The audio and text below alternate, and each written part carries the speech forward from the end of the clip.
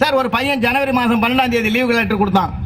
பிரிச்சு பார்த்தோம் பகீர் நாய் போச்சு, பாட்டி இறந்துதான். சரி சரி சரி போடா, ஏன் இது லீவு லெட்டர் கொடுத்துட்டானா போகணும், போ போ போ போ. பிப்ரவரி மாசம் 12ஆம் தேதி பார்க்கறோம், அதே மாதிரி லெட்டர் கொடுத்துலாம். பிரிச்சு பார்க்கறோம் பகீர் நாச்சா பாட்டி சேர்த்துட்டாங்கன்னு எழுதிருக்கோம். இல்லடா நம்ம பிஎஃப் லோனுக்கு காது குத்துறோம் போடுறோமே அந்த மாதிரி இவங்க பண்றாங்கன்னு சொல்லி. ஆமா அதே நான் நைட் மாசம் இருக்கும்போது ஒருத்தர் அப்படிதான் கொடுத்தாரு. என்ன போன 6 மாசத்துக்கு முந்தைய காது குத்துறேன்னு கொடுத்தா இப்பயும் கொடுக்குறேன். அது வலது காது சார், இது இடது காது சார். ரசிங்கன்ற நான் அது கூட நான் ரசிப்பேன் எப்பயுமே. அப்போ என்ன பண்ணேன், பிப்ரவரி மாசம் கொடுத்தான் பாரு. சரி சரி போட, அது தூரத்து பாட்டி போல சொந்த பாட்டி நினைச்சிட்டேன்.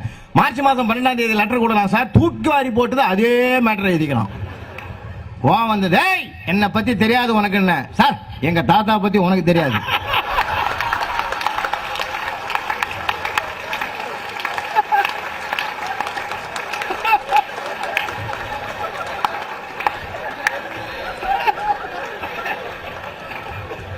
எனக்கு அப்புறம் தான் தெரிஞ்சது 3. நான் சொன்னேன் அடுத்த மாசமும் லீவ் லெட்டர் வருமானம்.